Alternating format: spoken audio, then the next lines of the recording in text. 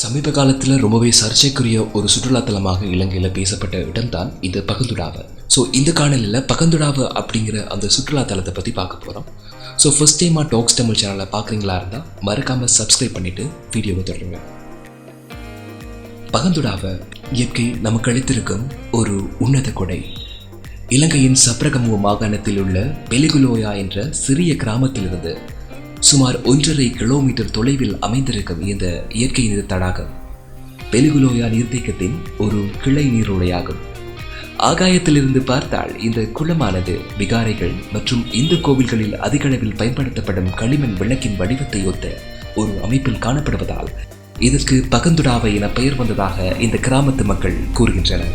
நடப்பதற்கு போதுமான வலிமையுடையவராக இருந்தால் பெலிகுலோயா கிராமத்தில் இருந்து இயற்கையின் ரம்யமான காட்சிகளை ரசித்துக் கொண்டே கால்நடையாக இந்த குளத்தை அடையலாம்.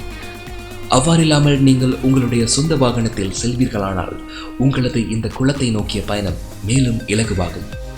பெலிகுலோயா ரெஸ்ட் ஹவுஸுக்கு அடுத்தபடியாக இடதுபுறமாக திரும்பும் வழியில் 5 நிமிட ஓட்டத்தில் ஒரு பிரதான பாதை உள்ளது.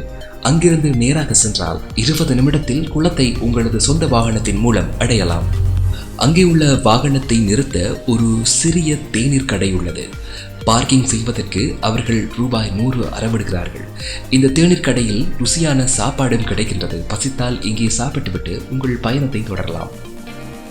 இந்த நீர்வீழ்ச்சியின் உயரத்தை அடைவது கொஞ்சம் கடினம்தான். அந்நிலவாக சுமார் 500 மீட்டர் தூரத்தில் ஒரு ஆற்றை கடந்துதான் இதன் உச்சியை அடைய முடியும். சிறிய குழந்தைகள், 60 வயதிற்கு மேற்பட்டவர்கள் மற்றும் கர்ப்பிணி தாய்மார்கள் இதை தவிர்ப்பது நல்லது. முற்று முழுதாக இயற்கை வளங்கள் மற்றும் மலைகளை சூழ்ந்து அதன் நடுவில் எப்போதும் தெளிவான நீல நிறமாக காணப்படும் இந்த நீரோடையின் ரம்யமான காட்சியை ரசிப்பவர்கள் மனதினுள் ஒருவித அமைதி உணர்வை இது தோற்றுவித்து விடுகின்றது.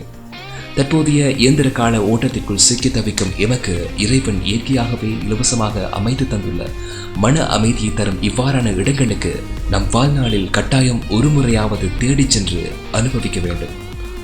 முக்கியமான ஒரு விடயம், இந்த குளம் நீராடுவதற்கு மிகவும் ஆபத்தான இடமாகும். நன்றாக நீச்சல் தெரிந்த மற்றும் அனுபவம் உள்ளவராக இருந்தால் மாத்திரம் இதற்குள் இறங்கி குளிக்கலாம். ஸோ இந்த வீடியோ பதிவு கூட இருந்தால் மறக்காமல் சப்ஸ்கிரைப் பண்ணிவிட்டு உங்கள் நண்பர்களுக்கும் ஷேர் பண்ணுங்கள். தொடர்ச்சியாக இதே மாதிரி சுவாரஸ்யமான பல பதிவுகளை போடுறதுக்கு நான் ரெடியாக இருக்கிறேன். இது உங்கள் டாக்ஸ் தமிழ்.